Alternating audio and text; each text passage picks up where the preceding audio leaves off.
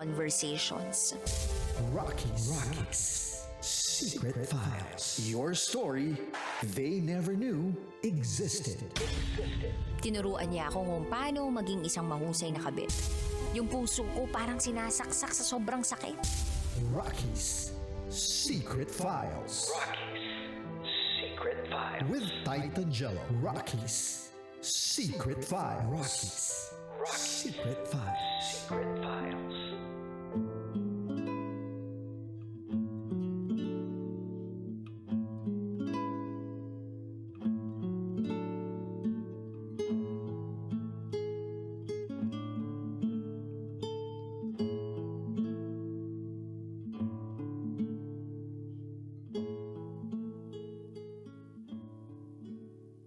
Mga kabisyo, muli tayo nagbabalik. Kayo pa rin po ay nakatutok sa 90.7 Love Radio at ito po ang ating programang Secret Files. Oras na muna natin sa buong kapuluan is already 10:17 PM na po at kasama nyo pa rin po ang titindig sa mga pinaglalaban ninyo. DJ Titan Jello. Mga kabisyo, napakinggan po natin ang kabuuang storya ng kwento ni Eve. Si Eve na nagkaroon ng partner na hindi pala babaero, kundi isang lalakero. Lalaki rin po pala gusto ng kanyang partner na lalaki.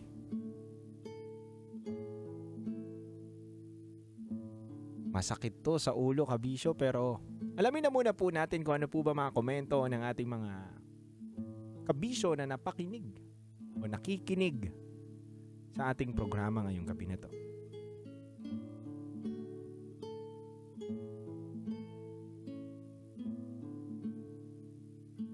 Sabi ni Sir Vertudaso, good evening DJ Titan Jello at DJ Rocky.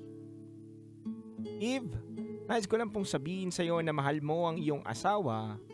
Siguro dapat sabihin mo sa kanya ang iyong natuklasan para mapag-usapan na mawala na yung sakit na nararamdaman mo at marinig mo mismo ang explanation niya tungkol sa kanyang pagkatao. Shoutout po sa Team Bulacan Overdrive at kala Yorme Rojun Gabatino. Sabi naman ni Darwin, Eve, at sa lahat ng mga kabisyo natin na nakatutok ngayon, good evening muna. At sa iyo rin po, DJ Titan Jello at DJ Rocky.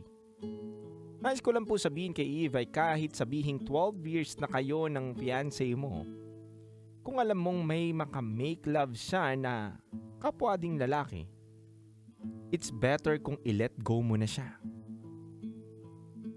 Tandaan mo, para sa peace of mind mo yun.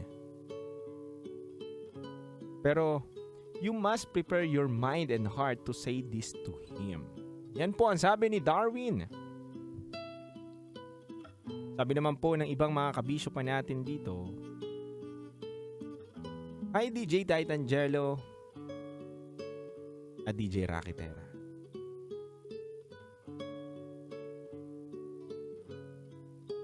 Nais ko lang pong sabihin sa ating letter sender ngayon na si Eve na hanggat may oras pa siya at hindi pa sila kasal, bitawan niya na yung lalaki niyan. Dahil lalakwe din ang gusto niyan. Parehas lang sila na gusto mag-makeup, parehas lang sila gusto magbihis na pang babae. Kaya ang hirap ng ganun, kung papakasalan mo yan, baka sumakit palalo ang ulo mo. At the end of the day, malalaman mo lang din na hindi pala ikaw talaga ang gusto niya. At baka umabot pa kayo na magkasuhan kayo kapag kinasal kayo at idadaan nyo pa sa legal ang paghihiwalay ninyo. Hanggat meron ka pang pagkakataon na iwanan at bitawan ang relasyon ninyong 12 years, gawin mo. Kaysa naman magdusa ka habang buhay sa ganyang klase na pagkatao. Mga kabisyo, napakadami pa po sana ng komento ang pwede natin mabasa pero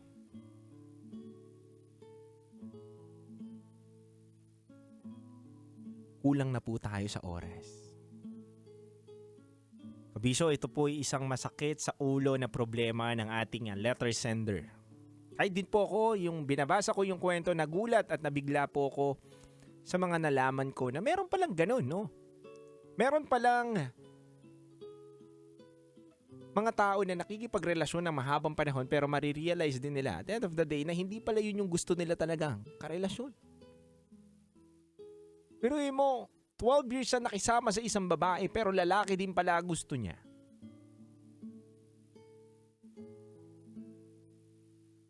Kabisyo,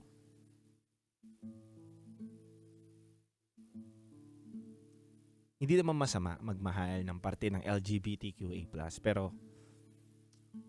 ang problema kasi dito is may cheating na nangyari. In relationship po itong si guy, tapos nag-cheat siya dito kay girl. Nag-cheat pa po siya, tapos ang masakit pa doon sa isang babae na nahuli niya mismo sa CCTV yung mga pangyayaring pag-cheat ng kanyang partner o ng kanyang hubby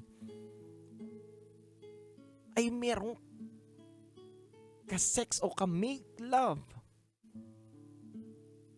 yung hubby niya. Kahit tayo nandoon, kabisyo, ilagay natin yung sarili natin doon kay Eve, masasaktan po tayo. Nasa dinami-daming pwede mong ipalit sa akin, bakit lalaki pa? 12 taon tayo magkasama tapos ngayon pa, naburo na ako sa'yo. Diba?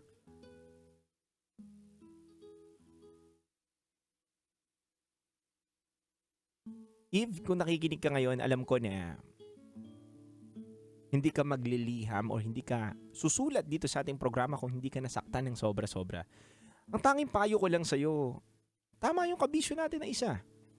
Hanggat maaga pa, hindi pa malalim ang sobra-sobrang relasyon ninyo at hindi pa kayo kinakasal, meron ka pang chance na bitawan yung guy na yan. Meron ka pang chance para pumunta doon sa tamang desisyon mo dapat. Mahirap bitawan ng 12 taon. Totoo yan. Pero hanggang kailan ka magdurusa? Hanggang kailan mo kayang tanggapin at makisama sa isang taong minamahal mo na may ibang ginugusto at may ibang pagkatao? Mahirap po yun, kabisyo. Mahirap na parehas kayo ng partner mo ay mahilig sa makeup. Sana kung mahilig lang kayo sa makeup pero parehas kayo nagkakagusto sa lalaki. Diba? Yun ang mahirap doon, nag-cheat eh. Alam nyo, meron ako mga kaibigan na gay sila pero nagmahal sila ng babae. Yes, meron po akong kakilala, kaibigan, in-interview pa po sa TV, sa radio dahil sobrang sikat nila na, uy, alam mong parte ka ng LGBTQA+, gay ka, tapos ikaw naman talagang babaeng-babae ka, hindi ka tombits, di ba? So, na-inlove ka sa kanya. Yes, possible, pero ang pinag-uusapan kasi natin dito, nag-cheat eh. Nag-cheat.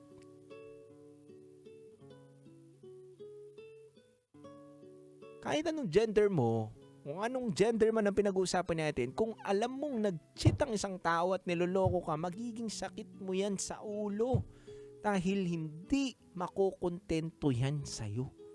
Kaya yan nag-cheat, kaya nagloko. Dahil may iba pa siyang hinahanap sa sarili niya.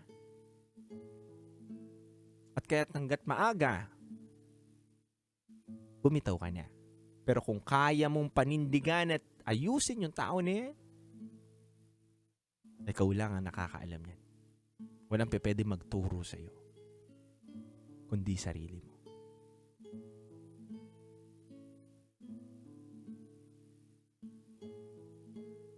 Sabi nga sa awitin ni Tiffany, hearts never lie. Kaya po ang handog ko pong awitin sa inyo, mga kabisyo. Sa lahat po ng mga nakatutok sa 90.7 Love Radio ngayon, awitin ni Tiffany at ni Chris Farren. Awitin na Hearts, Never Lie. Metro's #1 Love Radio. Basic!